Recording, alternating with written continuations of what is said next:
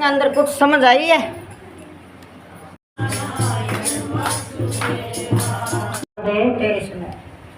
रामनारायण गुरु जी की जय हो। हाँ जी, ईश्वर के अनेक स्वरूप है। एक सदा विप्रा ईश्वर के अनेक स्वरूप है, किंतु गंतव्य का एक ही है। दीपक के आगे जिस किसी रंग का शीशा काट रखेंगे उसी रंग का प्रकाश दिखाई देगा। हर किसी देव का पूजन करो, किंतु ध्यान तो एक ईश्वर परमात्मा का ही करो। रुक्मणी की भक्ति अन्य पूजन देवी की करती हैं, फिर भी ध्यान तो श्री कृष्ण का ही करती हैं। रुक्मणी भी खुद भगवान की पूजा करती हैं। वंदन हर किसी देव को करो, किंतु ध्यान तो किसी एक देव का ही करो। क्यों कि दो घोड़ों की सवारी काम नहीं करती। जिस किसी रोग में आस्था और रुचि हो उसी रोग का ध्यान करो। ध्यान, ध्याता और ध्येय ये तीन है। पहले क्या आया था? भक्ति, ज्ञान, वैराग्य। अब ये क्या है? ध्यान, ध्याता और ध्येय में एक तंतु होना आवश्यक है। ऐसे एक तंतु आने पर परमात्मा की प्राप्ति होती है। ध्यान के समय किसी और का चिंतन मत करो, किसी चेतन का ध्यान करो। जड़ का नहीं करना है। ध्यान करना ही है तो श्री कृष्ण और गुरु भगवान का ध्यान करो। अपने गुरु का नाम दान दिया, उसकी रचना करो। अनेक जन्मों से इस मन को भटकते रहने की आदत हो गई है। ध्यान से पहले तो संसार के विषय ही उभरते हैं, वे मन में न आए। ऐसा करने के लिए ध्यान करते समय परमात्मा गुरु के नाम के बार बार चिंतन करो कि जैसे मन से करो उसके। ओम स्वर में कीर्तन करो। कृष्ण के कीर्तन से जागृत जगत का विस्मरण होता है। परमात्मा का मंगलमय स्वरूप का दर्शन करते हुए कीर्तन करो। वाणी कीर्तन और आंख दर्शन करो तो मन शुद्ध और पवित्र होता है। परमात्मा का ध्यान करने से मन शुद्ध होता है। दान या स्नान आदि से मन की शुद्धि नहीं होती, क्योंकि ये ऊपर का धोना है, इसको धोना भी जरूरी है। जो भागवत में बैठे वो स्नान करके कपड़ा स्वस्थ पहन कर आए। संसार का चिंतन करते रहने विकृत हुआ मन ईश्वर के सतत चिंतन किए हुए बिना शुद्ध नहीं होगा। इसी प्रकार ही हमको मन का मेल धोना है। इस शरीर जैसे मलिन वस्तु की कोई नहीं। इस मलिन शरीर से परमात्मा से मिलन नहीं हो सकता। इस शरीर का बीज अपवित्र है, सारा बदबू की भरी हुई है।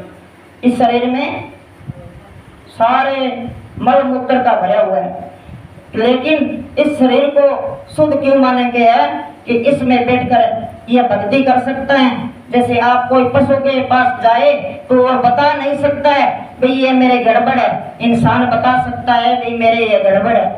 तो आपको इस शरीर को पवित्र रखते हुए अपवित्र मत होने दे, क्योंकि परमात्मा का ध्यान जो भक्ति करना है इसी प्रकार ही मन को धोना है। मन को साफ अवश्य रखना चाहिए और कहीं ध्यान नहीं जाना चाहिए। जय गुरुदेव, तेरे सुने रामनारायण गुरु जी की जय। हाँ जी, अब था ना व्यास जी का ब्रह्म सूत्र से में लिखते हैं, वो सुनाते हैं। लोक बतुला केवलम देवी जीवों के कल्याण करने के लिए भगवान लौकिक जीवों जैसा लीला करते हैं। जगत की उत्पत्ति लीला है, सृष्टि लीला है और विनाश भी लीला है। विनाश में भी आनंद है, सबका दृष्टा मैं हूँ, मैं का नाश नहीं होता, अहम मैं का विनाश नहीं हो, उसी भी ज्ञानी पुरुष लीला ही कहते हैं। मैं भी ईश्वर का अंश है, किंतु यह मैं अहंकार नहीं बनना चाहिए। अब मैं तो हर एक में आ ही जाता है, भाई मैं हूँ, तो उसे भी प्रभु के अर्पण कर दे, तो वो मैं कहते हो भगवान के चरणों में अर्पित हो जाता है। मैं भी भगवान के चरणों में अर्पित हूँ और मैं भगवान का हूँ और हमेशा रहूंगा, क्यों कि इस बिना मेरे को ठोर नहीं है। तो इसी प्रकार एक बात आती है, कृष्ण गंधारी से मिलने गए तो गंधारी ने उन्हें श्राप दिया कि तुम्हें वंश में कोई नहीं रहेगा, क्योंकि तुमने मेरे वंश में भी किसी एक को भी रहने नहीं किया। गंधारी ने यह कहा तो कृष्ण जी हमसे, माता ठीक है, तुम्हारा वचन मैं आशीष का देता हूँ, मेरे भी तुम्हारा उजड़े है तो मेरा उजड़ जाए, पर तुम मैं इसे लीला करने के लिए तुझे कुछ नहीं कह सकता, तुम तुझको माता माने। शांताकारं भुजगशयनं, यदि सिर पर सहन करना पड़े तो भी परमात्मा को शांति ही मिलती है, लोगों की सेवा और पलंग मिले तो भी शांति नहीं मिलती। श्री कृष्ण को शांति कैसे है? लय वे भगवान की लीला है, जीव की उत्पत्ति और सृष्टि बाती है, पर तो लय नहीं। ब्रह्मा जी को देवदत्त का ज्ञान देने वाले और जगत की उत्पत्ति सृष्टि संहार का कारण भूत श्री परमात्मा का हम ध्यान करते हैं। आदि कवि ब्रह्मा ने जिस दिव्य ज्ञान का दान किया उसी का वर्णन हम करते हैं। भगवान के ध्यान नहीं होगी, संसार का ध्यान होता रहेगा। उसे छोड़ने का प्रयत्न करो, ध्यान के आरंभ में दिखाई देगा। प्रत्येक साधक को ऐसा ही अनुभव है, ईश्वर का ध्यान न हो सके तो कुछ आपत्ति नहीं है, किंतु संसार का नर नारी का धन संपत्ति का ध्यान नहीं होना चाहिए, क्योंकि ये तो यही की वस्तु है। आप इस संसार में सुख भोग रहे हो, जैसे हाथी है, घोड़ा है, बैल है, हर प्रकार के आपको दिया हुआ, जैसे गाड़ी है, बंगला है, कार है, ये सुख के लिए दिया। इसी प्रकार इस आत्मा को सुख प्राप्त हो ऐसा भी वस्तु ढूंढना चाहिए जो गुरु संतों के पास मिलती है। इस भागवत के ये गुरु संतों ने जो लिखी है तो वह सत्य लिखी है, उस पर चलना हमारा अधिकार है, हमें चलना चाहिए। जगत असत्य है, परमात्मा सत्य है, भूत वर्तमान और भविष्य में जो एक ही स्वरूप धारण करे वही सत्य है। इसी से भगवान व्यास जी कहते हैं, जय गुरुदेव टेंशन, कि हम सत्य का ही ध्यान करते हैं, किसी और देव का नहीं, जो सत्य से ही किसने भाव रखे।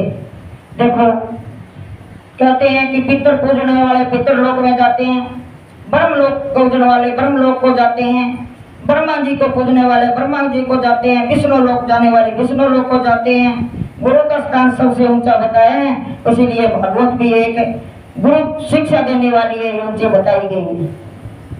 तो जैसे महादेव और पार्वती का भी लोक है, तो एक से एक बढ़कर ये आदि जगह की ये रीति है, ये आज की नहीं बनी है, जब से भी ये सृष्टि रची हुई है, जब से ये बनी हुई। नारद जी ने वाल्मीकि जी से राम मंत्र का जाप करने को कहा। अब नारद जी आए हुए वाल्मीकि जी ऋषि कने, जो सीता जी ने जो लव कुश का बेटे में जन्मने हो सिस्टम हो भी प्रकार भी कुटिया में जाए वाल्मीकि जी का, तो सीता ने शरण दी वाल्मीकि जी। नारद जी वाल्मीकि जी से राम मंत्र का जाप करने को कहा, क्योंकि पहले तो वो जो कसाई था और बाद में वो वाल्मीकि ऋषि हो गया, और 5000 साल पहले रामायण लिख दी वाल्मीकि जी ने। अब वो नारद जी कहते हैं कि हे वाल्मीकि जी आप राम राम बोलो। वो राम राम राम राम राम राम रटते रटते वो मरा मरा मरा मरा मरा मरा करने लग गया। पर तो परमात्मा हाजिर होकर उसको बोले, अरे मेरे को ऐसे क्यों रट रहे हैं? बोले मैंने नारद जी को दिया था, मैं वो रट रहा हूँ कि वो भी भूल गया था कि मैंने राम नाम रटना था, क्योंकि ये समाधि चीज ऐसी है, वो भी राम राम रटता हुआ मरा मरा मरा मरा कहने लगा, पर मन उसका सत्य था। इसीलिए राम को उसकी कुटिया तक जाना पड़ गया। तो बोलो जय गुरुदेव तेरी शरण, बोलो रामनारायण गुरु जी की जय, बोलो शिव भगवान की जय। तो अब बोलो बोलो जरूर काल बताइए, करो करो करो करो करो, ये तो टाइम थोड़ी है कि कुछ विचार हो। तो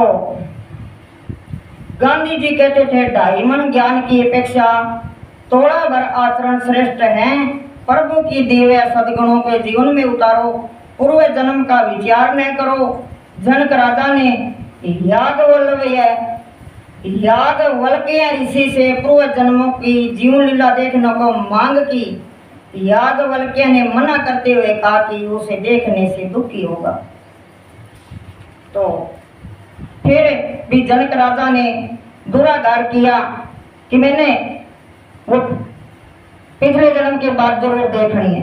ऋषि ने राजा को उनके पूर्व जन्म की जीवन दिखाया।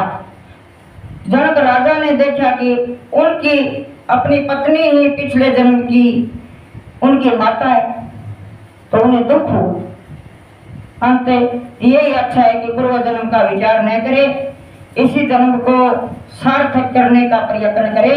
भगवान ही के साथ भगवान की जो वृत्तियां है, इसके अंदर ही वृत्तियां जो प्रकृतियां हैं, 5 तंत्र, 25 प्रकृति, 3 गुण, ये भगवान के साथ जोड़ो, उसके साथ संयोग करो और के भी उसके साथ लगन कराओ।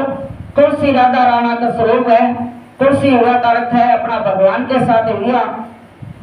चातुर्मास मार्च में संयम तप करने के पश्चात तुलसी विवाह हो सकता है। संयम का पालन करोगे तो तप करो तो ईश्वर मिलेंगे। आत्मा का तो धर्म है, प्रभु के सन्मुख जाना है। हरे नमः।